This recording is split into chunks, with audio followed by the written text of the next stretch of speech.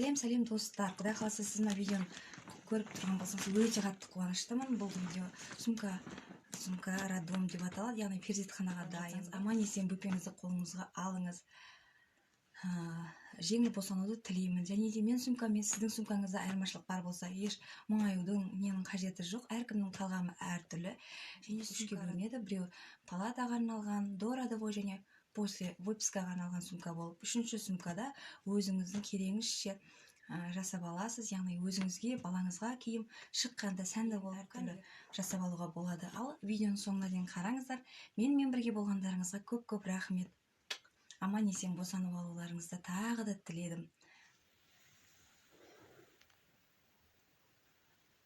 Ең бірінші бізге обменник карта, оның ішінде паспорт болады, күйеуіңіздің паспорты болады.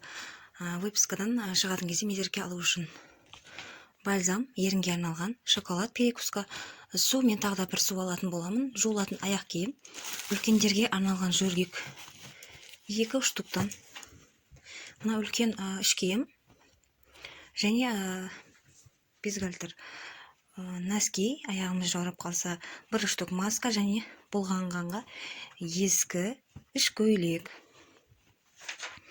Одан соң баланың киімдері, туылған соң баланың киімдерін кигізіп қояды. Сол үшін үшіне 2 штук памперс алып қойдым. Мұнда 2 метр марлы және де туалетный бумага, жаялықтар неше түрлі. Біреуі деген өзіңізге кетеді, балаға кетеді. Бірінші пакет осымен аяқталды. Бұл жерде көріп тұрғандарыңызда екінші пакеттің заттары. Менде тек қана қазірге детский крем мен балаға арналған соска жоқ. Аман-есен босанып алған соң палатаға кіргенде ең бірінші балаға да өзіңізге де влажный салфетка, сосын барып қағаз сүлгілер, кәдімгі сүлгі де қажет болады. Туалетке арналған бумага 2 штук алдым. Енді 3 күн жататын болғандықтан кружка өте үлкен көлемді, маған өте қатты ұнады. Қасына тарелка қосамын. Бепантен баланың көтені қызармау үшін жағады. Мұнда 1 пачка хаггис жүргектері.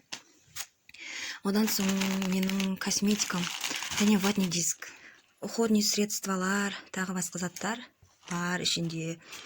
Мына жерде гигиеналық заттардан бізге паста, щетка, тарақ, тағы басқа керек заттардың барлығы бар. Одан соң мына жерде емізуге арналған іш киім, іш көйлек, носки ішінде. Бұның ішінде бар, 2 үшеуден салып қойғым. Мына жерде жаңа халат, киіп жүргенге палатаға, мынау іш көйлек ішіне емізуге арналған, ыңғайлы болу керек. Ал мұнда шүлки, мен варикозым бар.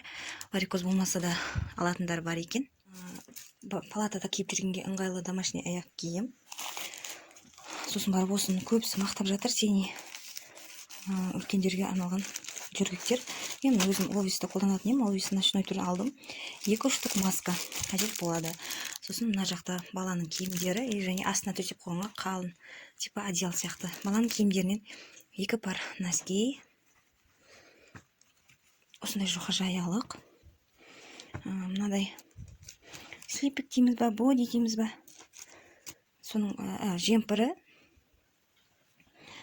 бас киімі, мына іш көйлегі, ит көйлегі, яғни мынадай, бұл да осындай киімі, шалбары, тағы бір ит көйлегі және тағы бір жаялығы. Назарларыңызға рахмет.